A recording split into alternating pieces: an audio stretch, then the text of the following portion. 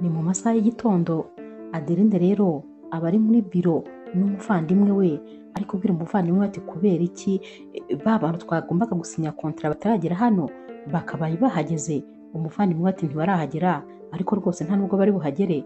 Adeline ati kubera iki se?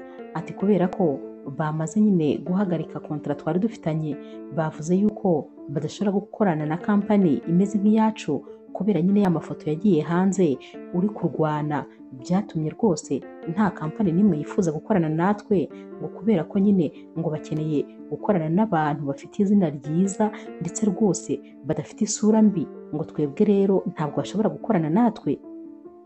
Adeline rero yahise abwira uyu muvandimwe we ati none ubu turabigenza gute ko numva rwose bikaze, abantu bose bari kwanga ko dukorana, ni iki twakora kugira ngo nibura turebe ko izina ryacu ryabasha guhanagurika? Umuvandimwe ati ntibyoroshye keretse nyine dushatse ahari umuntu udufasha kugira ngo tubashe rwose gukuraho ariya mavidewo abantu, kandi n'ubundi ntabwo bayibagirwa, ntabwo rwose bitworoheye, kandi nanone ibi bintu biri kugenda bishyira kampani yacu ahantu habi cyane kubera ko abakiriya bari kuducikaho, abashoramari nuko abafatanyabikorwa nta muntu n'umwe nyine wifuza gukorana natwe. Uyu munsi rero Adeline yirirwa ameze nabi cyane ku buryo rwose aba yabihiwe, ku mugoroba arataha ariko aba yihebye. Yaragiye rero ahitira mu cyumba cye, ahita ajya mu buriri, nta gukuramo imyenda, nta gukaraba, nta kintu na kimwe. Umuvandimwe we rero yaje kumureba maze ahita asanga yinjiye mu buriri uko yakiriwe, yahise amubwira ati ariko se kubera iki rwose wagira ngo umeze nk'umuntu uri kwiha igihano, kubera iki wagira ngo nyine nta kintu cyiza na kimwe kizigera kiba mu buzima bwawe, ntabwo utekereza ko imbere ari heza? Naho Adeline wari warakaye ati imbere ari heza? Ubu se ubona hari ikintu cyiza na kimwe cyari cyambaho mu buzima ku buryo natekereza ko hari ikintegereje? Ngaho umusore wanteye inda yarantaye, ntiyifuza kumenya n'amakuru y'umwana we, nta kintu na kimwe yifuza kumufasha, none kandi na kampani yanjye nayo itangiye kugenda ica mu myanya y'intoki nyireba. Naho uyu muvandimwe we ati ariko nawe ntukihebe bigezaho, niki kikubwira se ko kampani yawe irangiye? Abandi bashoramari bazaza, wowe gusa nyine komera, ahubwo reka gucika intege kuko nabyo rwose ntabwo byaba ari byiza. Hanyuma rero ndabona utameze neza habe na gato, ndifuza ko twasohoka maze tukajya gusangira akarahure, ahari byaza gutuma utuza. Adeline rero ntabwo yashakaga kuva mu rugo kuko nyine yumvaga nta kintu na kimwe yifuza gukora. Umuvandimwe we yaramubangamiye, akomeza kumukuraho ibyo yiyoroshe, akomeza kumunyeganyeza amaguru. Adeline abona n'ubundi ntabwo yasinzira, yarabyutse rero arambara maze bajya gufata ko kunywa. Baragiye bicara ahantu ha bonyine maze batangira kuganira, ari nako bari kunywa rwose bameze nk'abari kwiyahura. Adeline rero yari ari kubwira uyu muvandimwe we ati ariko nk'ubwo ko ibi bibazo bizahagarara ryari? Kubera iki ibibazo byose ari njye bizaho? Nta kintu cyiza na kimwe nkwiye se?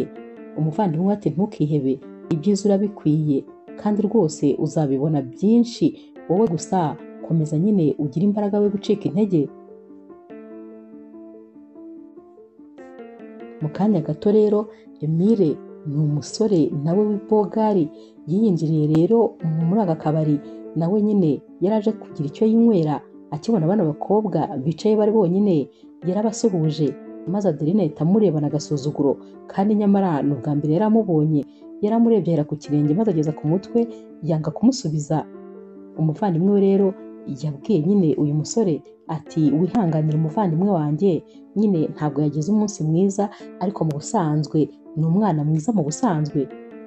Uyu musore rero nawe yahise akomeza maze arigendera kuko yabonaga nyine aba bakobwa batamwitayeho, yatekereje ko hari yaba babangamiye. Yaragiye rero yigira kuri kontwari maze atangira kwisabira ako kwinywera. Naho rero umuvandimwe wa Adeline yasigaye ari kumubwira ati ariko se ubundi nkwibarize, ni gute abantu bose ubatura imishiha yawe? None se ubundi utekereza ko mu buzima utazigera wongera gukunda ukundi? Urabona ukuntu uriya mutipe ari mwiza, yaranakwitayeho cyane, wakabaye rwose wemeye kumuvugisha kubera ko n'ubundi ntabwo uzakomeza nyine kubaho nta mukunzi ufite. Adeline ati ndakwinginze nkura ibyo bintu by'abakunzi mu matwi kuko sinkeneye kubyumva, mbabarira naje hano kugira ngo nisindire nibagirwe ibibazo byose mfite. Hanyuma rero kora ku buryo udakomeza kunyibutsa, ahubwo ibyari byambabaje. Mu kanya gato rero Adeline abona umuvandimwe we yatangiye gusinda cyane, kandi nyamara niwe uba yaje atwaye imodoka. Adeline we ahita arekera kuko aba yatangiye kubona ko rwose bishobora kuza kugorana mu gutaha, ko nyine bashobora kuza kubura umuntu batwara. Ahita rero ahagarika kunywa inzoga kugira ngo nibura aze kuba ari we utwara imodoka. Hashira umwanya rero maze akabwira umuvandimwe ati dutahe kubera ko rwose ndabona wasinze cyane. Umuvandimwe ati ndacyashaka kunywa akarahuri kamwe, mbabarira rwose ngafate. Adeline ati hoya ntabwo byashoboka. Barasohoka rero, bagera hanze bageze ku modoka, uyu muvandimwe wa Adeline agatangira nyine gushaka kugarura inzoga yari yanyweye, dore ko yari yanyweye nyinshi. Yasubiyeyo rero kugira ngo ajye mu bwiherero nyine abanze akemure kino kibazo. Nyamara Adeline yasigaye ahagaze hanze wenyine ategereje ko murumuna we agaruka. Agihagaze yagiye kumva yumva rero ijwi ry'umusore rimubwira riti mukobwa mwiza wongeye kwirirwa. Yarahindukiye arongera asanga ni wa musore. Uyu musore aba yitwa Emile, ariko kano kanya ntabwo Adeline aba yari yamenya uko uyu musore yitwa. Adeline rero yahise amubwira ati yego niriwe rwose meze neza, atariko wasinze. Naho uyu musore we yakomezaga kwibwirira Adeline atari kuri mwiza, nta muntu ujya ukubwira ko uri mwiza kandi cyane urakunditse ni ukuri, nubwo kare nagusuhuje maze ukanyihorera. Kano kanya Adeline we yari ari kwihungiza kubera ukuntu uyu musore yanukaga inzoga zari zamurenze. Adeline yahise amubwira ati wanyweye inzoga nyinshi cyane. Naho rero Emile ati cyane, none se hano si mu kabari nyine, nta wundi mwuka wakahabaye uretse uw'inzoga, kubera ko hano ntabwo ari mu rusengero, ntabwo twaje gusenga. Ahubwo sinumva ukuntu uri kumva ko nuka inzoga kandi nawe nahoze mbona uri kuzinywa. Nyamara Adeline wenyine ntabwo yari yasinze kubera ko yari yarekeye aho hakiri kare kugira ngo aze kubona uko atwara imodoka. Muri kano kanya rero murumuna wa Adeline wari wagiye mu bwiherero yarongeye aragaruka agenda adandabirana nyine birumvikana. Adeline yahise amufata ati dutahe. Naho rero uyu mukobwa yakubise amaso Emile maze yibuka ko yigeze kumubona. Yahise agenda amusanga ati rata Bogari umeze neza, atari kuri mwiza we, aturi Bogari. Uyu musore yatangiye guseka ari nako Adeline nawe amukurura ati have ibyo bintu urimo ni ibiki. Naho murumuna wa Adeline yakomeje gusakuza atumva rata Bogari, uyu mukuru wanjye ureba hano ari singo, nta mukunzi afite, nta n'uri kumutereta, mbese arahari wese, ndakubwiza ukuri arahari wese. Hanyuma rero ntakubeshye rwose kandi uri mwiza, uri mwiza, uri mwiza. Yagiye kugenda rero maze ahita amubwira ati ahubwo reka nguhe nimero ze maze uzamuhamagare. Niko Adeline yakomezaga gukurura murumuna we, ariko murumuna we akanga kugenda ati reka nkwihere nimero ze kubera ko rwose ari singo, ariko ntuzibagirwe kumuhamagara. Yahise akuramo agakarite maze abagahereje nyine uyu musore. Uyu musore yahise aseka dore ko yarabonye ibintu bye byose byikoze, kubera ko Adeline we ntabwo yashakaga no kumuvugisha, ariko kano kanya yarabonye buri kimwe. Murumuna rero wa Adeline uko Adeline yamukururaga yendaga amubwira ati rata Bogari ntuzibagirwe guhamagara mukuru wanjye, aba yihagazeho ariko nta mukunzi afite, uzamuterete mpaka kwemeye kandi couple yanyu yabijyanye. Reba ukuntu uri Bogari, nawe ni mwiza. Mbese uyu musore yari yasetse yapfuye.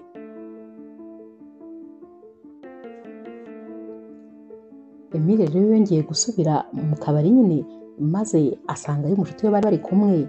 Uyu mushuti we yahise amubaza ati uriya mukobwa mwavuganaga ni uwa hehe? Naho rero Emile ati ni umukobwa nyine twari duhuye. Naho rero uyu mushuti we yahise amubwira ati nkurikije ngewe uriya mukobwa niboneye n'amaso yanjye, ndakubwiza ukuri uzi kwihambira, uzi ko burya bwose uba ufite imbaraga. Uriya mukobwa ngewe nabonye rwose yahagarika umuntu umutima neza neza. Emile ati ubwo nyine nibyo tuzareba, gusa ngewe ntabwo njya ntinya ikintu ntaratangira, reka mbigerageze nzareba nyine niba koko bizananira, kubera ko njye ntabwo njya ncika intege igihe cyose ikintu ntarakigerageza ngo cyange. Uyu mushuti wese amubwira ati courage rero, gusa nyine ni mwiza cyane, ariko kumutereta ngewe ndabonye biteye ubwoba. Umunsi rero wakurikiye Adeline yarabyutse mu gitondo cya kare aritegura kugira ngo ajye ku kazi. Naho murumuna we yari yaheze mu buriri yaramubyukije maze ajya kwitegura gusa yari ari gutaka umutwe ku buryo yumvaga nta kintu na kimwe cyawunyeganyeza. Bamaze kwitegura rero maze uyu murumuna wa Adeline atangira kumubwira ati ariko se kubera ko utambujije kunywa inzoga nyinshi nijoro? Adeline ati nkaho nari kugukura ikirahure mu ntoki, wagira ngo we ntabwo uri umuntu mukuru uri responsable, wigeze se aho gukenera kunyumva? Uzi igihe navugiye ngo dutahe maze ukabyanga? Uko yavugaga niko murumuna we yamubwiraga ati mbabarira aho kuvuga gake kuko numva umutwe wanjye ugiye gusandara. Naho rero Adeline ati ahubwo ufata ukomeze utaze gutakara kubera ko ngewe nta mpuhwe ngufitiye, haguruka tujye ku kazi gira vuba kandi ntabwo tugomba gukerererwa.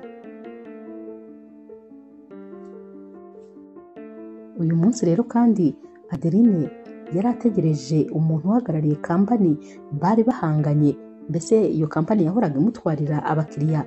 Mu kanya gato rero yahamagawe n'umukobwa wo kuri reception amubwira yuko Emile ahageze. Yamubwiye rero yuko yamureka maze akinjira, nyamara yatunguwe no kubona Emile winjiye ari wa musore bahuriye mu kabari, ndetse rwose wari uri kumutereta. Yahise amubwira ati kumbe ni wowe Emile, ni wowe wantwariye abakiriya maze ukabamaraho? Naho rero uyu musore yahise amubwira ati ariko ntabwo nigeze ngutwara abakiriya, ahubwo bo ubwabo barizanye kubera yuko watakaje nyine icyizere imbere y'abakiriya, none nta muntu n'umwe ugishaka gukorana na kampani yawe. Hanyuma rero abakiriya ntabwo bari kuza ngo mbirukane, niyo mpamvu rwose nabakiriye, ariko sinigeze mbiba. Mu kanya gato rero umuvandimwe wa Adeline yarinjiye, maze akubise amaso uyu musore yahise amubwira ati none se waruje kureba umuvandimwe wanjye? Adeline ati cecekere, uyu nguyu niwe Emile twari dutegereje. Umuvandimwe rero wa Adeline byamunaniye kubyakira, ati nibyo se ni uyu nguyu? Yatangiye kumubaza ati none se wari uzanywe n'iki hano? Ni iki gishyashya wari utuzaniye? Adeline rero yahise aca mu ijambo murumuna we ati wikwiriye umubaza ikimugenza kuko rwose ntabwo tumukeneye, ahubwo nahaguruka yigendere. Naho rero uyu musore Emile yabwiye Adeline ati ariko wakabaye utuza maze ukumva icyari kinzanye. Hari nyine iyubakwa ry'amashuri ndetse n'ibitaro riri hafi, kandi rwose uwo mushinga ni umushinga mwiza ndetse rwose uzaba urimo amafaranga menshi. Naho rero Adeline ati ariko papa wawe yarawutsindiye, kampani yanyu niyo yawutsindiye? Naho uyu musore ati nyine niyo mpamvu nanjye ndi hano, nuko nyine papa wanjye yansabye yuko naza kugira ngo nyine uyu mushinga mube mwawufatanya. Urabizi nta muntu n'umwe wundi ushaka gukorana nawe. Adeline rero yakomeje kwihagararaho ati ntabwo rwose nshaka gukorana n'abajura, abantu banyibye. Uyu musore yararakaye maze ahita abwira Adeline ati ariko n'ubundi sinzi ikintu kiri kumvuna, n'ubundi isasu riri mu mubiri wawe, nahawe ho guhitamo kurikuramo cyangwa kurigumana. Ubwo ndigendeye nyine, uzafata umwanzuro ubwo uzatubwira. Yahise ahaguruka rwose ubona narakaye maze ahita yigendera. Emile rero akimara gusohoka, murumuna wa Adeline yahise akubita ku meza ati ariko ubundi wa mukobwa we uba muzima? Wowe uri kwitesha ikintu nk'icyo? Ayo mahirwe ahubwo se hari ahandi hantu na hamwe twayakura? Ntabwo ukwiriye kure kuri ya musore agenda, ukwiriye kumuhamagara maze akagaruka tukaganira neza kuri uwo mushinga. Naho Adeline ati hoya rwose ntabwo tubakeneye kubera ko ngewe ndazwi ukuntu nyine ndi umuhanga cyane, ubwo rero nta muntu n'umwe nkeneye kwiyomekaho, abantu bose barabizi ko nshoboye. Naho rero murumuna we ati bari babizi mbere yuko ibyabaye biba, ubu ngubu izina ryawe ryaranduye, ntutekereze ko abantu bakigufata nk'uko bagufataga. Ikindi kandi kampani yacu iri kugenda iducika tureba, nutemera ko dufatanya na bari iriya proje ahubwo umenye ko rwose ibyacu biri bube birangiye. Gusa njye ntabwo natuma ukomeza kwihagararaho gutyo, muhamagare kubera ko agomba kuza tukabivuganaho neza. Ibyo byawe by'ubwiyemezi ntabwo mbikeneye. Adeline rero yasanze nta yandi mahitamo afite uretse ayo guhamagara Emile maze akazaza bakicara bakabiganiraho. Emile rero yaragarutse maze rwose baricara nyine babivuganaho neza, ndetse rwose barebera hamwe inyungu bashobora kugira baramutse bakoranye. Ndetse rwose Emile amwereka yuko ibi byamufasha cyane kongera nyine gusukura izina rye ku buryo abantu bakongera kumugirira icyizere. Hanyuma rero byarangiye nyine ya kontra bayisinye, ndetse banemeranya yuko nta kuzongera kwibana abakiriya ukundi, gusa bayisinye mu mahoro, dore ko bayisinye bari no guseka. Ibyo byose bavugaga bati ntimuzongere kutwibira abakiriya n'ibindi n'ibindi, babivugaga rwose ubona ari urwenya. Bashoje rero gusinya iyi contrat, bose nyine barahagurutse barahoberana. Ubwo yari Emile ndetse n'umuvandimwe wa Adeline na Adeline n'undi muntu wari waherekeje Emile. Bavuze rero ko bagomba kujya ahantu maze bakanywa kamwe nyine kugira ngo baserebure iyi contrat bari bamaze gusinyana. Uyu munsi rero ku mugoroba Adeline yatashye nyuma nyine, kuko umuvandimwe we niwe wari watashye mbere, dore ko Adeline yari afite umwana. Hanyuma rero uyu mwana murumuna we yagombaga gutaha kare maze akajya kumukura ku ishuri. Oha, uyu mwana w'umukobwa niko aba yitwa, gusa nyine Adeline aba yaramubujije kumwita mama, dore ko aba yaramubwiye ko agomba kuzajya amwita tantine, ndetse rwose atagomba kumuhamagara mama n'umunsi n'umwe. Uyu munsi rero yatashye ari guseka, maze uyu mwana ahita aza amuhobera ati mama, ati wiriwe neza, ati nako tantine. Birumvikana umwana wawe wabyaye kugira ngo areke kukwita mama ni ikintu gikomeye cyane. Rero byaramunaniye nyine uyu mwana nawe kenshi cyane yabanzaga kumwita mama, maze akibuka ko yamubujije akabona kuvuga tantine. Kano kanya rero umuvandimwe we yahise aza muri salo, maze ahita amubwira ati cyakoze ni ukuri uyu munsi twagize ibihe byiza, mbese uyu munsi wari uw'amahirwe kuri twebwe. Adeline yahise amubwira ati cyane, gusa ndumva nishimye ko nibura kampani yacu nyine itakigiye habi. Naho umuvandimwe we ati cyane nanjye nuko, kandi rwose ndabona ko iriya contrat izatubereye umumaro. Sinzi impamvu rwose ndi kumva izadufungurira n'andi marembo menshi, maze rwose tukongera kubona abakiriya benshi nk'uko byari bimeze mbere. Iminsi rero yakurikiye ubwo nyine Adeline ndetse na Emile babaga basa nkaho bari kumwe buri munsi, kuko nibo bagombaga gupangwa uko nyine uyu mushinga ugomba kuzakorwa. Hanyuma rero nyine byasaga nkaho rwose batajya batandukana. Hari igihe rero bari gutanga ibitekerezo, maze Adeline atangira kubwira Emile ati ariko ubundi bigaragara nkaho rwose uri kumvunisha unkoresha akazi njyenyine, kubera iki wowe nta kintu na kimwe ujya ushyira ku meza, nta gitekerezo na kimwe wowe ufite? Ntumbwire ko rwose papa wawe yagushinze kuyobora ibintu bikomeye kuriya, kandi nyamara nta gitekerezo na kimwe ufite. Emile ati ntabwo rwose ibitekerezo nabibura, nawe wikabya. Papa wanjye kuba yaranyizeye akanshinga ibintu bikomeye kuriya byo ubwabyo biragaragaza ko nshoboye. Batangiye rero guhana ibitekerezo, maze bose bahuriza hamwe. Mu kanya gato rero Emile yabwiye uyu mukobwa ati cyakoze uretse kuba uri na mwiza, uri n'umuhanga cyane, ntabwo nanizi ko uri umuhanga bigeze aha ngaha. Naho rero Adeline ati ariko nawe nta kibazo, nubwo nabanje kugusoma mu mutwe nkajya mbona rwose nta gitekerezo utanga, ariko nyuma naje gusanga ufite ibitekerezo bike ariko byubaka. Ndabona rwose ko ekipe yacu izaba ari ekipe ikomeye. Bakomeje rero gutera story nyine, ari nako kandi bari kuganira ku bintu byerekeranye n'akazi.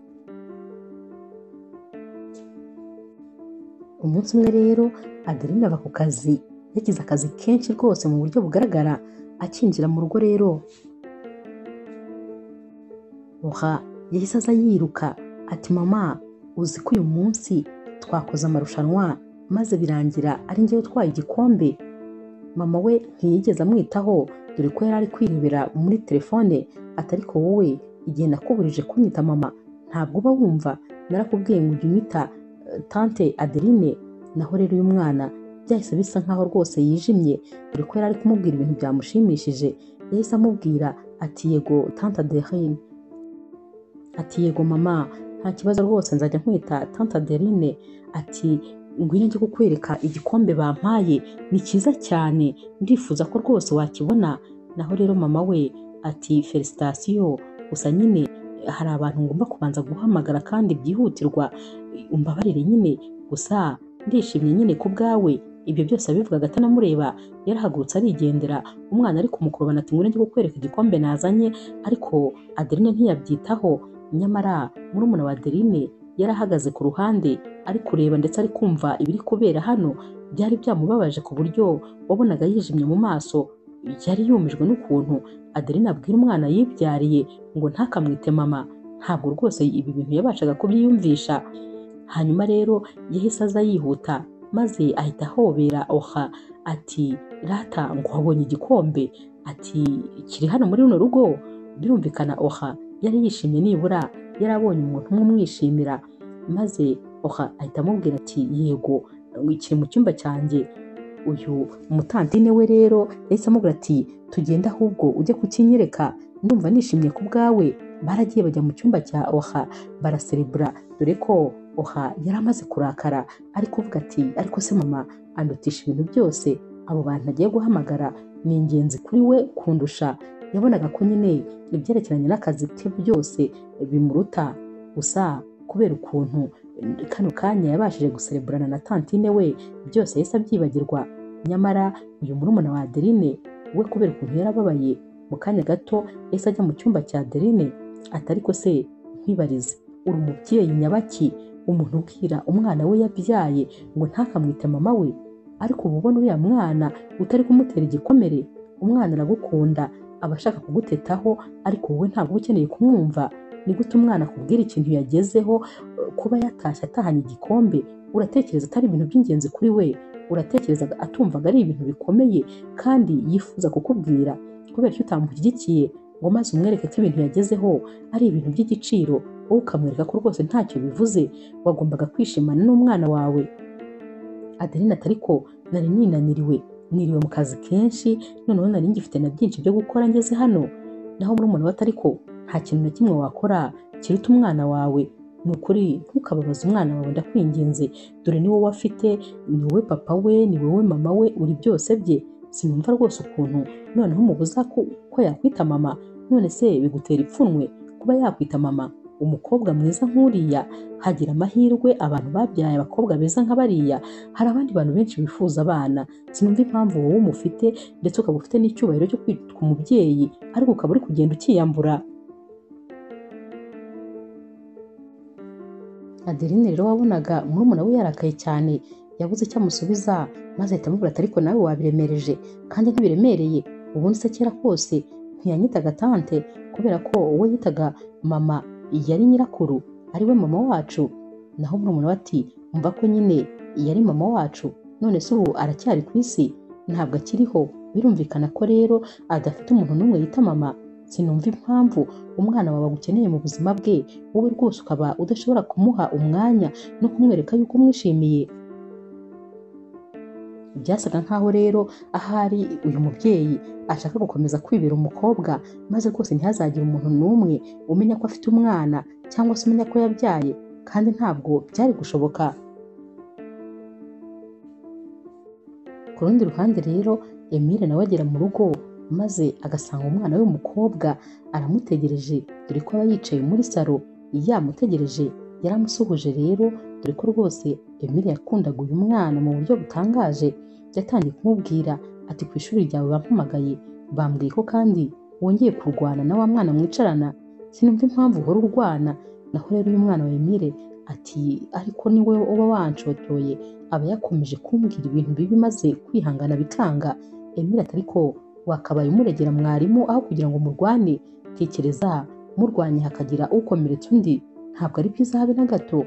Naho uyu mwana we ati ariko abandi bana baranseka. Emile ati none se ibyo abandi bana bavuga bumva hari icyo bivuze? Wowe nyine ureba ibigufitiye umumaro ndetse n'ibyo wowe wizereramo, ntukizerere mu byo abandi bakuvuga. Wowe uriyizi neza. Sinumva ko rero niba bakuvuze ibyo uzi neza ko udakora cyangwa utari byo bigomba kukubabaza.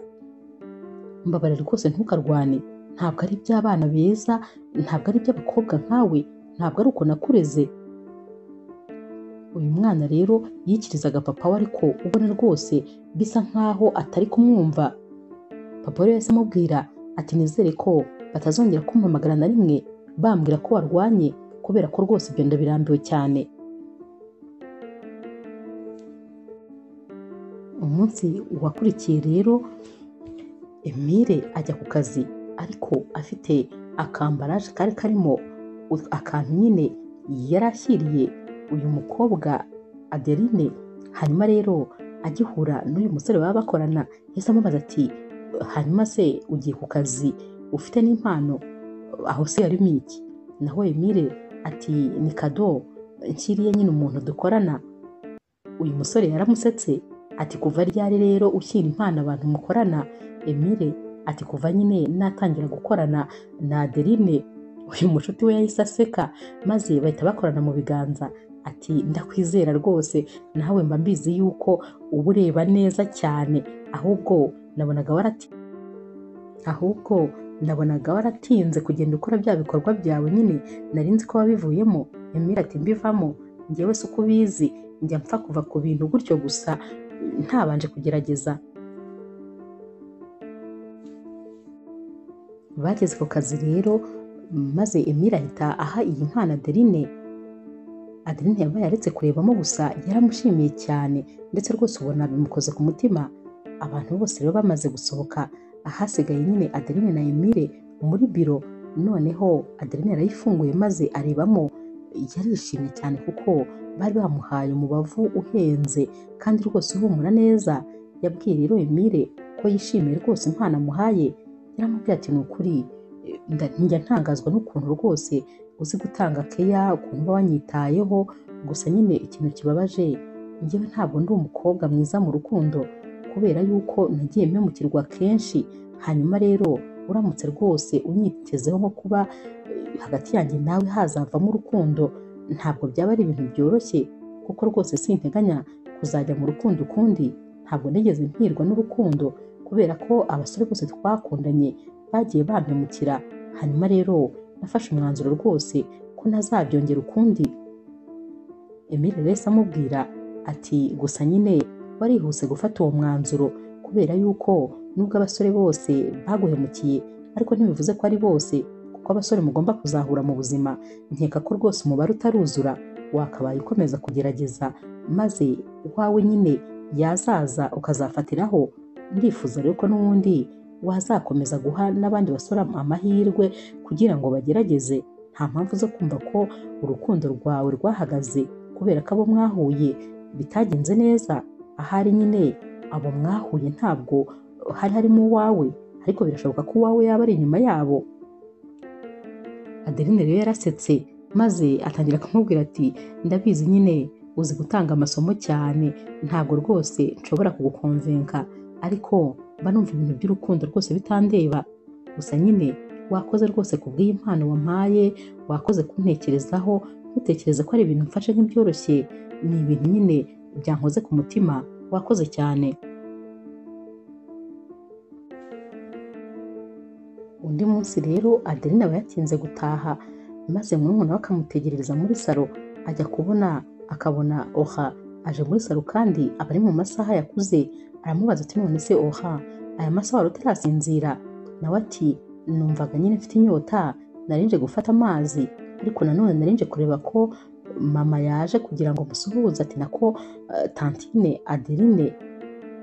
Uyu tante we rero yahise amubwira atumva nta mpamvu rwose yo kwita mama wawe tante, ni mama wawe kandi yarakubyaye, jya umwita mama nta kibazo.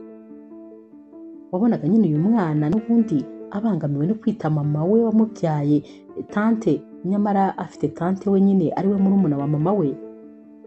Yaramubwira ati genda ujye kuryama kuko mama wawe araza gutaha atinze. Yambwiye ko hari nyine inama y'akazi afite kandi ko ishobora kuza kurangira itinze. Oha rero akijya gufata amazi mu gikoni, mama we yahise yinjira maze murumuna we akimukubita amaso yahise amubwira ati Adeline, ariko ndabona rwose wishimye, ikigaragara cyo ibyo witaga inama y'akazi nyamara rwose bishobora kuba ahubwo yari inama y'urukundo. Naho rero Adeline yahise aseka atugura atangiye kandi naho murumuna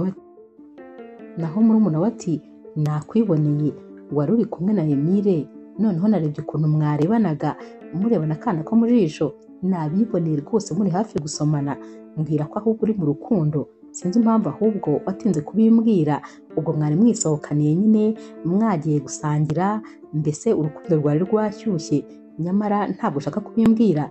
Bakiri muri ibyo rero Oha wari uvuye gufata amazi mu gikoni yahise agaruka maze ahita azahobera mama we ati mama, ati wiriwe neza.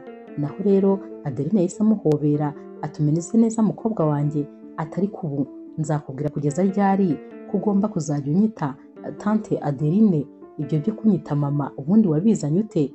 Naho rero murumuna we yahise abwira Oha ati rata ujye umwita mama kuko ni mama wawe, nta mpamvu zo kumwita tante kandi ari mama wawe. Umunsi wakurikiye rero uyu murumuna wa Adeline yagiye kubona Adeline yicaye wenyine afite telefone ari kuri chat ari kwisetsa, yagiye anyonyomba gahoro amuhagarara inyuma maze ahita amushikuza ya telefone yatangiye kurebamo. Yarumiwe chat zari zirimo urukundo rwari rugeze kure, nyamara barabimuhishe. Yatangiye guseka ati burya bwose urukundo naha rugeze nawe uririrwa umbeshya. Adeline ati hoya nta bintu birenze birimo, ni ibisanzwe nta by'urukundo. Naho rero murumuna we ati ariko sinzi impamvu ubihisha, kandi rwose uriya musore muraberanye, uramutse unsabye inama nakubwira ko ari we mugabo ugukwiriye, ahubwo muzangurira akantu kuko nakoze umuti, ni njye natumye rwose muhura. Naho rero Adeline ati ndakuza umunwa wawe, ubwo urakomeza umbwira amagambo menshi kandi nakubwiye ko rwose nta rukundo rurimo. Murumuna we ati none se ukeka ko nkiri umwana cyane ku buryo naba ntasomye izo message ngo numve icyo zivuze?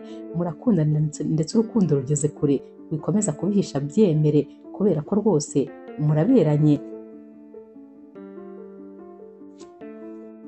Adeline rero yabonye murumuna we yakomeje kumuhagama maze ahita amubwira ati ahubwo ati ejo nyine azaza kunsura nyuma ya saa sita.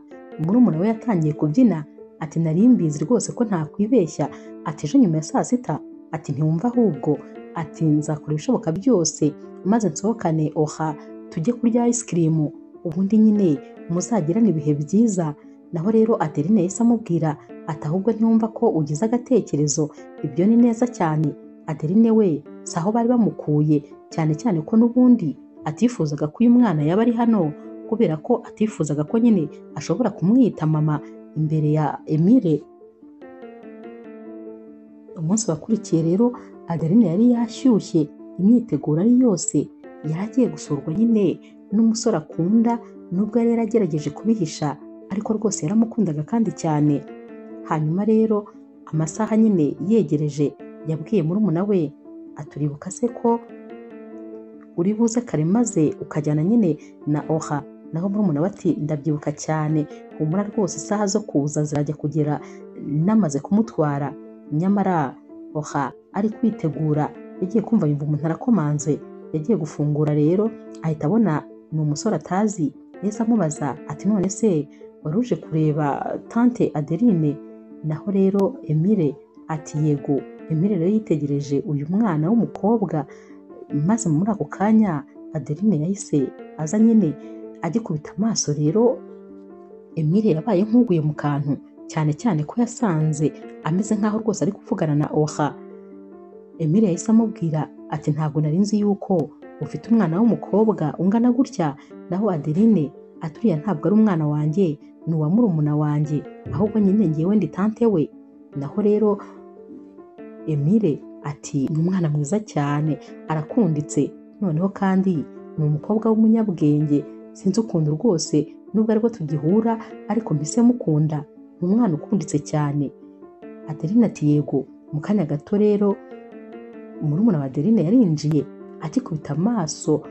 Emile yahise abona ko nyine bisa nkaho yishe gahunda, yitegereje nyine mukuru we maze ahita amubaza ati none se Oha ari hehe? Naho Adeline ati ari mu cyumba. Yahise agenda rero ajya kumureba, maze nyine Emile asigara ari kubwira Adeline ati cyakoze nibutse ko impamvu uriya mwana azi ubwenge cyane abukura kuri mama we. Mama we nawe ni umunyabwenge. Ubwo nyine yavugaga murumuna wa Adeline. Bakomeje rero kuganira bahuje urugwiro rwose, ari nako kandi bari kuvugana ibyabo by'urukundo, dore ko noneho murumuna wa Adeline yahise agenda agafata Oha maze bakagumana mu cyumba kugira ngo aba bakomeze biganirire muri salo kandi rwose bisanzuye. Hanyuma rero Emile agiye gutaha yabwiye nyine Adeline ngo abwire murumuna we azamusuhuze. Yaraje rero maze ahita amubwira ati ni ukuri nishimiye no guhura n'umukobwa wawe, ufite umukobwa mwiza kandi uzi ubwenge nkawe. Ni ubwo rero uyu murumuna wa Adeline yahise areba Adeline yikanze nyine ubona atunguwe. Adeline ahita amwicira ijisho nkaho yakamubwira ati byemere byose ibyo bagiye kuvuga. Uyu mukobwa rero nawe ari umunyabwenge cyane, yahise amubwira ati yego ni umwana mwiza cyane ndetse rwose amenyera abantu vuba, natwe rero twabishimiye cyane kandi ni ukuri mwakoze kudusura. Emile yamaze gutaha maze uyu murumuna wa Adeline yahise ahamagara Adeline amujyana mu cyumba ati mbwira biriya numvaga ni ibiki, noneho ni gute wafashe umwana wawe maze ukamuntwerera, ariko se ni ryari uzabwira umuntu mukundana yuko ufite umwana? Utekereza se ko umwana ari ikintu cyo guhisha ku buryo wamuhisha ibihe byose? Ntabwo ukwiriye guhisha umuntu ukunda rwose yuko nyine ufite umwana. Naho rero Adeline ati si ukumumuhisha, ariko igihe ntikiragera, ahari igihe nikigera nyine nzabimubwira, ariko ntabwo twaba tukimenyana ngo mpite amubwira ko mfite umwana, kubera ko ashobora guhita anyanga. Murumuna we ati umuntu wagukunze agukundana n'ibyawe byose kandi akagukunda uko uri, ahubwo nyine kutamubwiza ukuri nibyo bishobora kuzatuma kwanga. Naho rwose kumubwira ko ufite umwana sinumva ko ari igisebo. Uyu rero murumuna wa Adeline yahise amubaza ati ariko se ubundi kubera iki nyine yaje mbere? Naho Adeline ati nyine urumva, ati yarangije akazi kare maze bihita biba ngombwa ko aza, gusa nyine kuba naratoje umwana wanjye kunyita tantine uyu munsi byangiriye umumaro, naho ubundi rwose nari kuba nyatayemo. Murumuna we ati ariko ntabwo rwose numva ko ibintu uri gukora ari ibya nyabyo, ndetse rwose singushyigikiye habe na gatoya. Murumuna we rero yahise amubwira ati reka ibyo tubyihorere ahubwo nyibwirira, ubundi nyine iyo urebye Emile uba umubona ute? Naho Adeline aseka yishimye atumva uriya musore ararenze ntabaho, ni umwana mwiza, agira umutima mwiza, azi gutanga keya, none ikirenze kuri ibyo ari romantike, niwe musore twigeze guhura nkumva ndishimye. Mbese uriya musore atandukanye n'abandi bose nigeze kumenya, mu by'ukuri ankunda nk'uko nifuza gukundwa, mbese amfata ukuntu nifuza ko umusore uwo ari we wese yamfata. Hanyuma rero rwose ararenze kandi atandukanye n'abandi bantu, gusa none ikirenze kuri ibyo nanjye ndamukunda, ubu tuvugana ndi mu rukundo, ntabwo ushobora kubyumva. Murumuna we yarishimye ati noneho nibura mukuru wanjye ahuye n'umuntu wa nyawe, nibyo ubundi mba nkwifuriza, mba nshaka kubaho wishimye, mba nshaka ko nyine unezerwa uko nyine umeze, ubundi niko nifuza ko wahora umeze.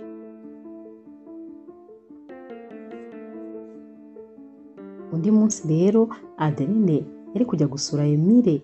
Emile nawe yari yiteguye yashyushye nyine, nawe yari yiteguye umukunzi we. Hanyuma rero umwana we yaje kumureba nk'ibisanzwe. Uyu mwana w'umukobwa yakundaga gukina na papa we udukino tugiye dutandukanye, ndetse kenshi akamubwira ko yifuza kumwigiraho gukora makiyaje, maze papa we agatega isura rwose uyu mwana akamumakiya. Hanyuma rero uyu munsi nabwo yaje azanye ibikoresho ati ntabwo mperutse kwiga kumakiya, uyu munsi rero nizere ko nta kibazo. Papa we ati ndakwinginze mbabarira, kano kanya ntabwo byakunda kuko nyine hari umushyitsi ugiye kuza kunsura, hanyuma rero wihangane, ibyo turaza kubikora ku mugoroba, ahubwo nyine ikintu nifuzaga kugusaba, ugiye kugenda ujye mu cyumba cyawe maze ukore amadevuwari yawe yose, ariko ntuze gusohokamo atari njye nguhamagaye, uhagume nyine kugeza igihe nza kuza kuguhamagarira, kubera ko umushyitsi uje kundeba hari ibintu byinshi by'akazi tugomba kuganira, rero ntabwo nifuza umuntu wandehanja. Uyu mwana rero aramubwiye ati niba unyemereye ko nimugoroba nza kukumakiya ariko ukaza kungura na ice cream, nta kibazo rwose ndaguma mu cyumba. Yaragiye rero ajya mu cyumba maze papa we atangira kwivugana ati ndabizi rwose ko ibintu ndi gukora atari byiza habe na gatoya, ariko nanone si byiza ko Adeline amenya ko mfite umwana kano kanya, ashobora rwose guhita anyanga, ahari nyine igihe cya nyacyo nikigera nzabimubwira, ariko rwose ndakeka ko ubu ngubu atari cyo gihe cya nyacyo. Nyamara biratangaje ukuntu aba bombi bahishanaga abana, kandi nyamara buri wese afite umwana, byakaba yari n'ibintu byoroshye kugira ngo bombi bumvikane, ariko nyine kubera ikinyoma cyari kiri hagati yabo, nta n'umwe wifuzaga kubwira undi yuko afite umwana. Yumvaga ahari mugenzi we aramutse amenye ko afite umwana yahita amwanga. Adeline rero yaraje maze nyine Emile akimukubita amaso, yari yambaye agakanzu keza k'umutuku. Emile yahise amubwira ati wari ubizi se ko umutuku ari ibara ryanjye nkunda cyane kurusha andi yose? Naho rero Adeline ati nanjye ni uko. Emile yahise amubwira ati wambaye neza cyane, uraberewe kandi. Naho rero Adeline aramubwira ati urakoze. Aba bombi rero batangiye kuganira, maze mu kanya gato bajya ku meza gusangira, dore ko amafunguro yari ateguye. Adeline rero yatangiye kubwira Emile atumva ibi byo kurya biraryoshye cyane, hanyuma se ninde wabiteguye? Emile ati ni njyewe.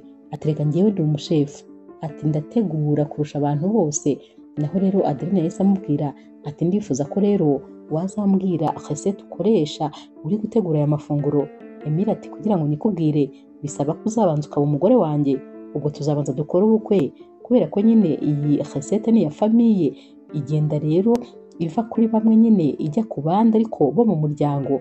Urumva niba utarinjira mu muryango ubwo ntabwo bishoboka ko nyine naguha iyi recette. Gusa bose bavugaga ibi ngibi bari no guseka. Naho Adeline ati ko numva bikomeye, ati ndumva ari ikizami gikomeye, gusa nyine ni ukubyiga ahubwo tukareba uko bizagenda. Bakomeje rero gusangira, ari nako kandi bakomeza kubwirana amagambo meza, ukuntu bakundana ndetse ukuntu rwose cyari cyo gihe kugira ngo bahure, n'ukuntu nyine buri wese ari ingenzi mu buzima bw'undi. Mbese iyi couple wabonaga yishimiranye, buri wese yumvaga ari umunyamahirwe kuba yarabonye mugenzi we. Byari iby'igiciro rero rwose, aba bombi nyine bari mu rukundo.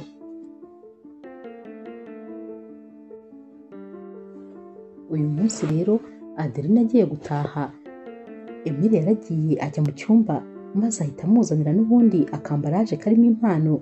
Yaramubwiye ati nyine ntabwo wansura ngo maze utahe gutyo gusa, n'ubundi yamuhaye agapfunyika nyine karimo impano yari yamuteganyirije. Adeline yatashye yishimye, maze ageze mu rugo atangira kubwira inkuru zose murumuna we.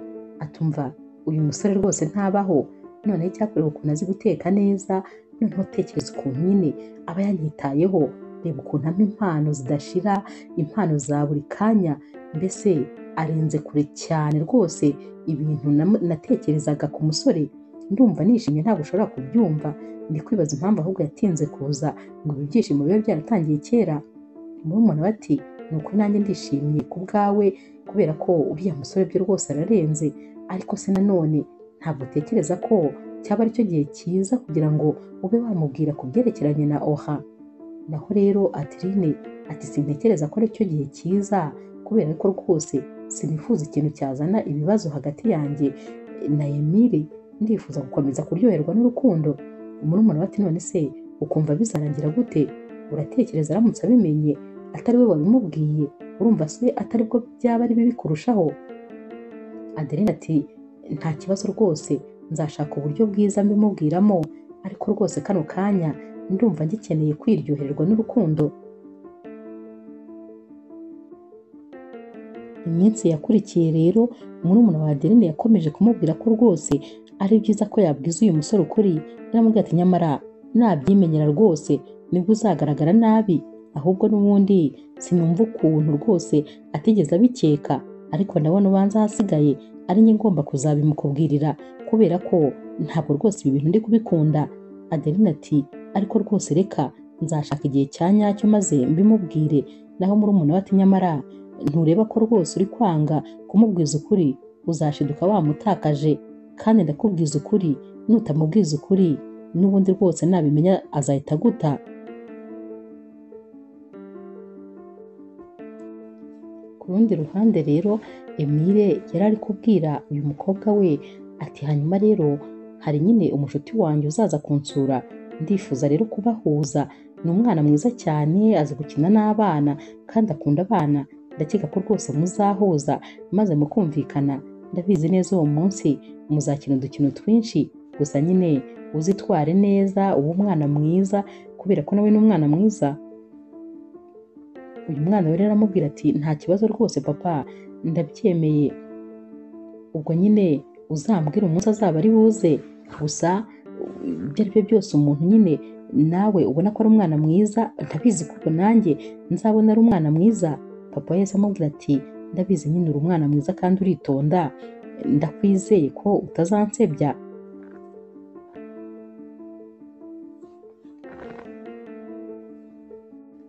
we nyine yari yabonye neza ko atari byiza kuba yakomeza guhisha umukunzi we ko afite umwana.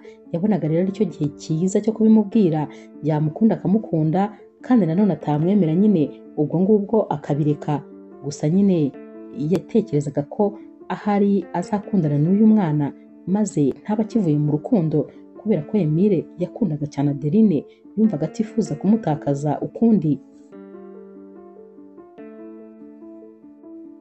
Emile rero yaje kureba Adeline, dore ko nyine yashakaga kumutumira muri anniversaire ye yaburaga iminsi 2 ngo ibe. Nyamara uyu munsi ni nabwo rwose yari yateganyije ko azamubwira nyine ko afite umwana. Bari kuganira rero, wa mwana nyine wa Adeline yaje muri salo, maze n'ubundi Emile yaramuhobereye nk'ibisanzwe nyine ati mbese wiga mu wa kangahe? Umwana aramubwira ati hanyuma se urumva uzaba uwa mbere?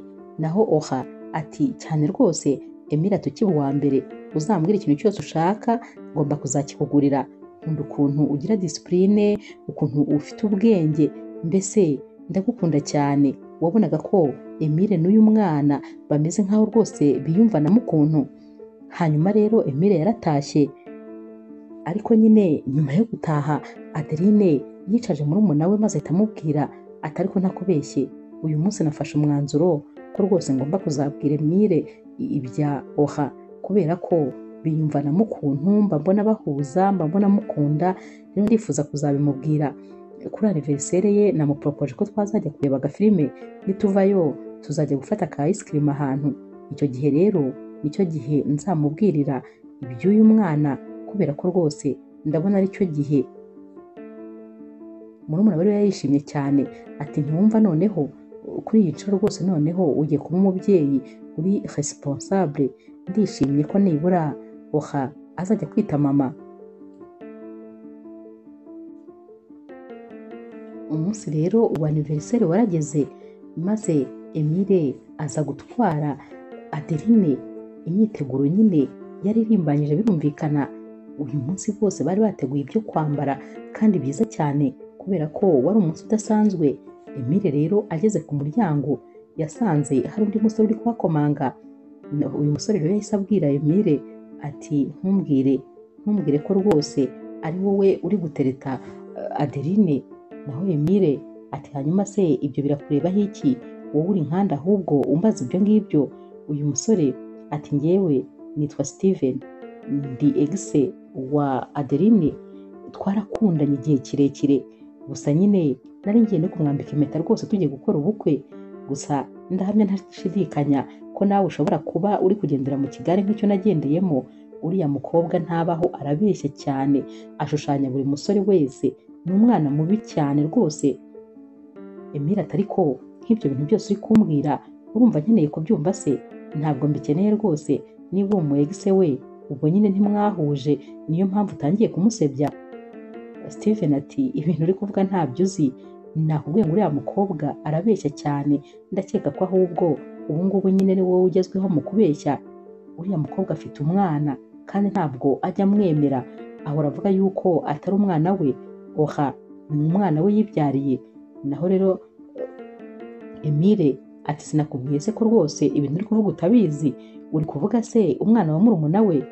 Steven yarasetse ati ntiwumva, nari mbizi ko rwose turi mu bwato bumwe, kubera yuko nanjye nuko yambeshye kugeza n'igihe nari ngiye kumwambika impeta maze bikarangira mbimenye. Nawe rwose uri mu kigare, uriya mwana nuwe, ntabwo ari uwa murumuna we, nuwe yibyariye. Kubera ukuntu rero aba bombi basakuzaga, murumuna wa Adeline yumvise urusaku maze arebera mu marido. Yatunguwe no kubona rero Steven ahagararanye na Emile, ndetse bisa nkaho rwose bari kuganira. Yasubiye rero muri salo yiruka, atumva Steven ari kumwe na Emile kandi biragaragara ko rwose bari kuganira. Adeline rero acyumva ibi umutima wahise umuvamo, maze ahita amubwira ati ndapfuye noneho, ubu rwose ashobora kuba yamubwije ukuri, yamubwiye buri kimwe cyose, noneho rwose yaba arushenye ntaranarwubaka. Bahise basohoka bose maze bajya ku muhanda, bati hano habaye iki? Ni nako kandi Adeline yabwiraga nyine Emile ati uyu nguyu ni umubeshyi, ibintu byose ari bukubwire nizere ko nta na kimwe wigeze ufata nk'ukuri, uyabeshya kubi abashaka gusenya ibintu byanjye byose. Nizere ko rwose ibyo yakubwiye byose utabyumvise. Emile yari akanuye ari kureba Adeline ari gutekereza ku bintu byose amaze kumva. Yahise amubaza ati ibyo bavuze ni ibyanyabyo koko oha ni umwana wawe? Adeline rero ntabwo yari kubasha kubihakana, yahise amubwira ati yego, gusa nyine numvaga nzagusobanurira. Emile ati ariko uri umubyeyi mubi bingana gutyo, umpisha umwana, umpisha ko ufite umwana, noneho unamushyiremo umutima mubi wo kuzajya kwita tante, nawe nyine utangire kumushyira muri gahunda zawe ku buryo yita mama undi muntu utari wowe. Ariko rwose uri mubi. Byaramurakaje maze yumva kwihangana biranze. Nta nubwo yigeze atekereza ko nawe nyine yamuhishe ko afite umwana. Yumvise uburakari bumurenze, yumva nyine kwihangana biranze. Yahise amubwira ati guhera uyu munsi sinshaka kuzongera kuvugana nawe, sinshaka kuzongera kumpamagara, nta n'ikintu na kimwe nifuza ko kizongera kuduhuza, kubera ko warambeshye, wanze kumbwiza ukuri igihe cyose tumaranye. Adeline yaramwinginze amusaba imbabazi, ariko bibi by'ubusa. Uyu musore yahise yinjira mu modoka maze arigendera. Gusa yahise ahamagara umufuti we ati mbabarira duhurire mu kabari, kubera ko ibintu bimbayeho rwose ntabwo bisanzwe. Yabwiye rero uyu mushuti we ibintu byose uko byagenze, maze uyu mushuti we aramuseka ati none se byakubabaje kandi nyamara nawe ari byo wamukoreye? Emile ati oya rwose ntabwo yagombaga kunkorera ibi bintu, ndumva ntabasha kubyakira. Umushuti we ati ariko umunsi yamenye yuko nawe wari ufite umwana niko byagombaga kugenda, kuko mwese njye ndumva rwose munganya amakosa, ibyo mwakoze mwese birangana. Ndumva nyine nta n'umwe ukwiriye kwiremereza ngo ntababarire undi. Ntabwo rero Emile yabyumvaga, yari yababaye, yumvaga nyine ibi bintu byamurenze. Noneho kandi hari ku munsi we w'isabukuru, ubusanzwe atajyaga rwose yizihiza, n'ubundi byarangiye umubihiye ndetse umubera mubi cyane, dore ko uyu munsi yari azi neza ko aribwo ari bubwire Adeline ko afite umwana, ariko byarangiye nyine bisa nkaho rwose ari we utunguwe. Adeline rero we yagiye mu nzu maze ararira, amarira yose hafi kumushiramo. Murumuna we yagerageje kumuhoza, ariko rwose ntabwo yabyumvaga. Yari ari kuvuga ati ntabwo mbyumva ukuntu byaba birangiye, ukuntu rwose mu buzima naba ngiye kubura umuntu umwe nakunze n'umutima wanjye wose, nyamara ibintu byose byari bimeze neza, ariko mu kanya nk'ako guhumbya byose biba birapfuye. Ariko Steven we nimubona nzamwicira n'amaboko yanjye, kuko rwose ntabwo yankura mu biganza umukunzi wanjye nkunda kandi nihebeye. Murumuna we yahise amubwira ati ariko nawe wivuga nkaho rwose ibintu byose byarangiye, kuba nyine yakurakariye ntabwo bishatse kuvuga ko urukundo rwanyu rwarangiye, ahubwo nyine fata telefone maze umuhamagare umusobanurire, ndakeka ko rwose ari buze kukumva. Adeline ati ntabwo yanyitaba. Murumuna we ati niba atanakwitaba ugende nyine ujye mu rugo umusangeyo maze umusobanurire buri kintu cyose, ndabizi rwose nawe ni umuntu azabyumva. Ntabwo rero Adeline yari ari kubyumva ko yabatandukanye na Emile, dore kuko yabitekerezaga yikoreraga amaboko maze akarira nk'agahinja.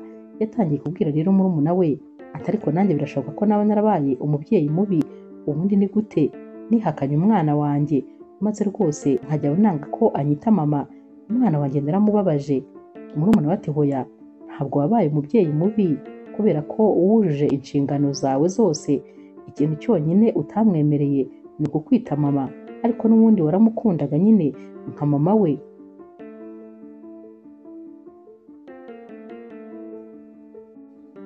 Uyu munsi rero Adeline yararanye agahinda kenshi, ndetse rwose arara ahamagara Emile, ariko ntabwo yamwitabaga.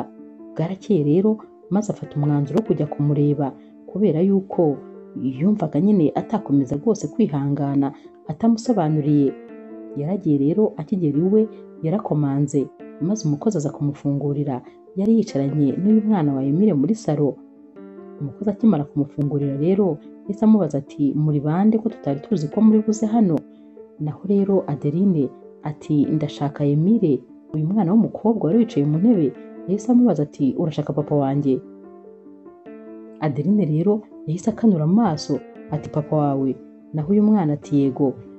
Adeline yahise ahagarara nk'umuntu rwose wafashwe n'amashanyarazi, kunyeganyega biranga. Muri kano kanya rero Emile yahise aza muri salo, dore ko yari ari mu cyumba. Yahise abwira nyine aba bana bari bari muri salo ati mugende mu cyumba. Adeline wari uhagaze atanyeganyega yahise amubaza ati burya kose ufite umwana, kubera icyo utabimbwiye? Emile ati ariko rwose nagusobanurira, kubera ko nifuzaga kubikubwira, gusa nari ntegereje igihe cya nyacyo. Adeline ati hanyuma se igihe cya nyacyo kuri wowe cyari ikihe? Emile ati nari napanze ko ndi bubikubwire kuri anniversaire yanjye, nuko byarangiye nabi nyine maze simbikubwire.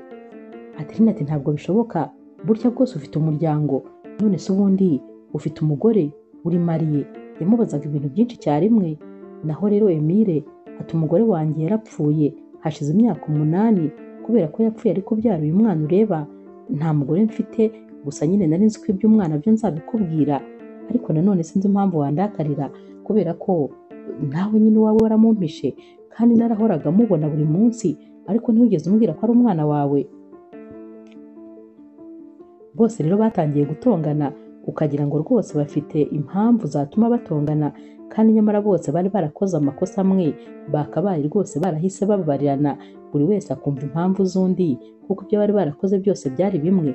Ariko nyamara bararakaye barashwana, ku buryo Adeline yahise ava hano arakaye n'umujinya mwinshi, wagira ngo we rwose nta kosa afite. Buri wese rero yishwe n'agahinda ku ruhande rwe, nyamara igisasu bitegeye nicyo cyari kibaturikanye.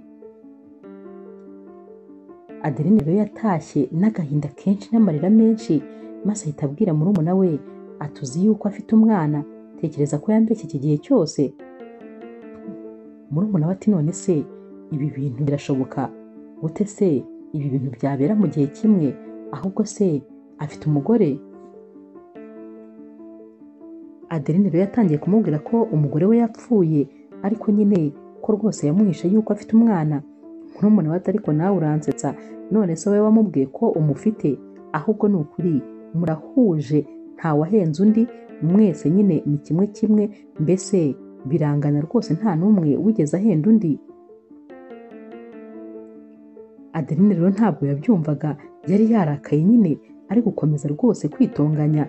Murumuna we ati njye ndi wowe natuza, kubera ko ahubwo ubonye impamvu nyine nawe agomba kukubabarira, kubera ko mwese murahuje, mwarabeshyanye. Icyaguteye kutamubwiza ukuri nawe nicyo cyamuteye kutakubwiza ukuri. Ndumva rero njye ntawe ukwiye kurakarira undi. Emile we rero agahinda kari kose, ntabwo yumvaga ukuntu agiye gutakaza Adeline, nubwo kose yari yamurakariye, ariko ntabwo yari yamwanze. Kuri iyi nshuro rero yatekerezaga ko ahari Adeline agiye atazongera kumubona. Yumvaga ababaye, gusa nanone bose bari babeshyanye, ahubwo bagombaga gusabana imbabazi. Murumuna wa Adeline rero yakomeje kumubwira ati ahubwo njyewe noneho ubu ndishimye, kubera ko ubonye umugabo w'inzozi zawe, uriya niwe mugomba gukora ubukwe uko byagenda kose, kuko muhuje buri kimwe 100 ku rindi, nta n'umwe rwose wahenze undi. Adeline ati reka nkureke, kubera ko ndabona rwose nawe uri gukomeza kumbihiriza umunsi, n'ubundi umunsi wanjye wamaze kubiha, ariko noneho wowe uri kongera ibibazo mfite.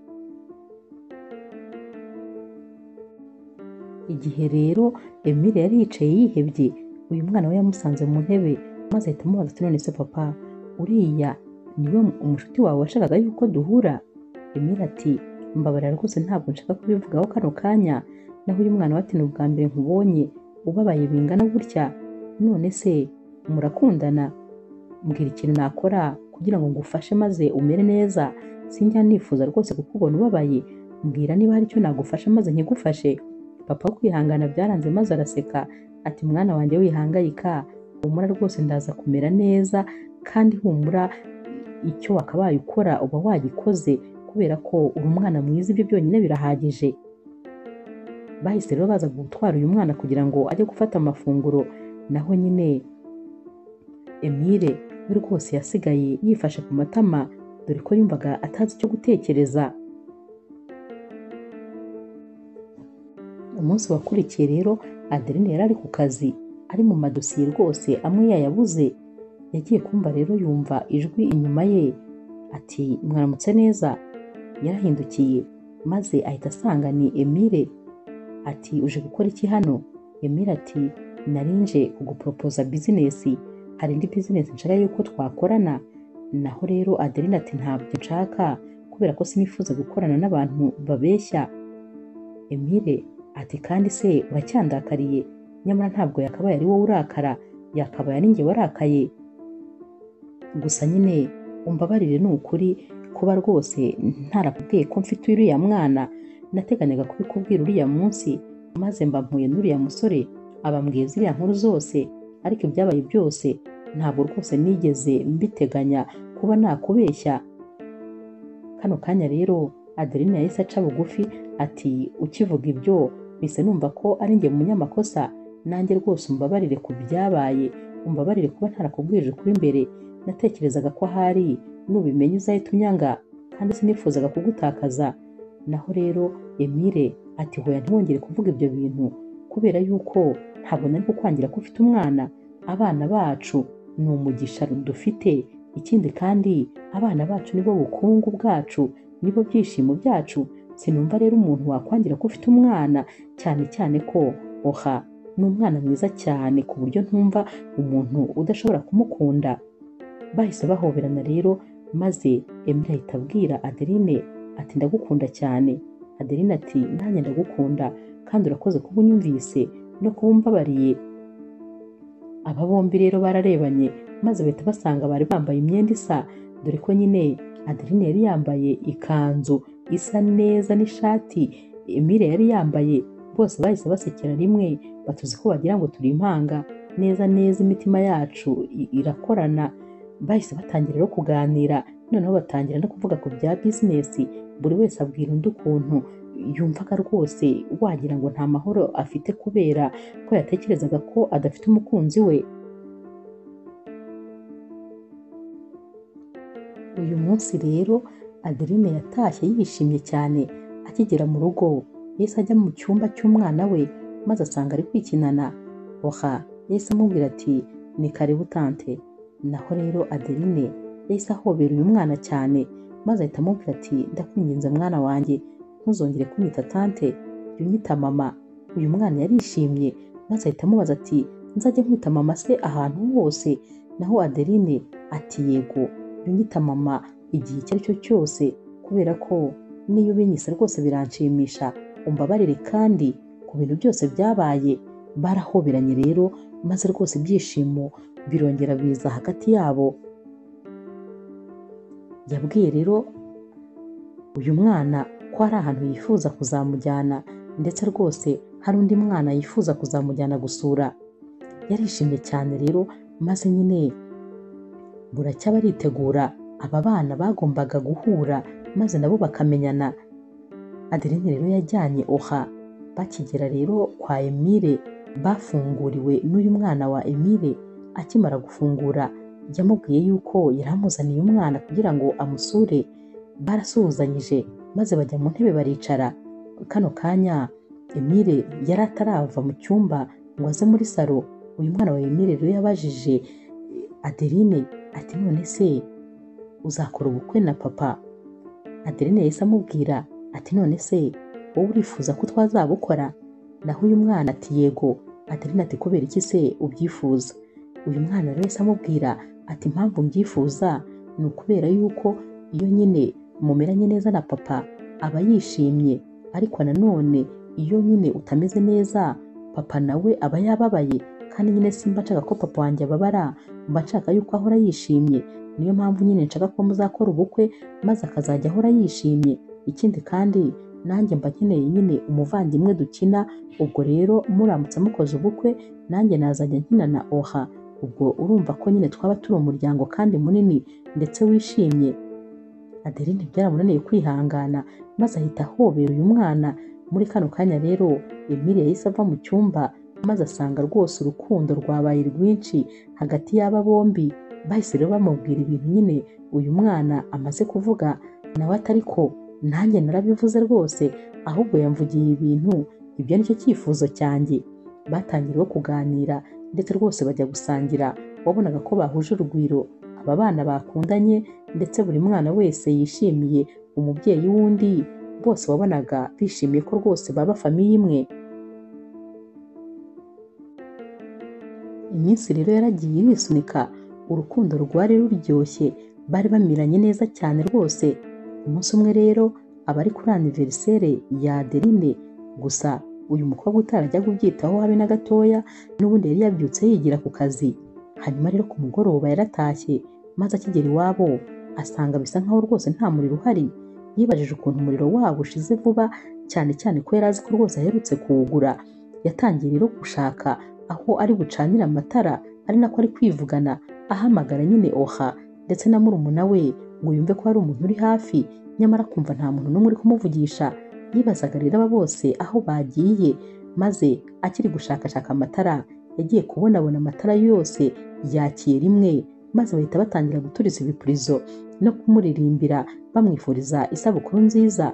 Yatunguwe n'abantu bose yasanze ahangaha kubera ko rwose ntabwo yari abyiteguye.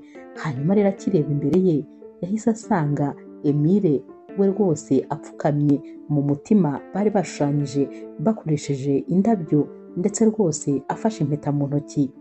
Yahise rero abwira Adeline ati, mukobwa mwiza kandi nakunze, wakwemera se kumbera urubavu nari narabuze? Wakwemera kunyuzuza? Wakwemera kumbera umugore? Wakwemera kumbera ibyishimo by'ibihe byose? Adeline na emosiyo nyinshi n'ibyishimo byinshi ati yego ndabyemeye. Abantu bose bakomye mu mashyi, maze uyu musore Emile yahise ahaguruka. Aba bombi barahoberanye, ibyishimo rero byari byose. Emile yahise amubwira ati, ndagukunda cyane kandi ni wowe nifuza kuzakunda ubuzima bwose. Naho Adeline ati, nanjye ndagukunda cyane kurusha uko nkunda, ndetse nifuza ko urukundo rwanjye ari wowe nzaruha ubuzima bwose. Bahise bahoberana rero, maze ibirori biba ibirori. Yarababwiye ati, ariko rwose murantunguye. Naho Emile ati, yego nicyo twifuzaga ko rwose watungurwa. Murumuna wa Adeline rero we ari gusakuza ati, harakabaho urukundo, ndabishimiye rwose abakunzi, gusa nyine ubwo nizere ko dufite ubukwe bwo gutegura. Emile ati, cyane, ahubwo tangira ubu ngubu maze uhamagare abo bireba bose batangire babitegure, kuko umunsi wacu ugomba kuzaba ari umunsi udasanzwe.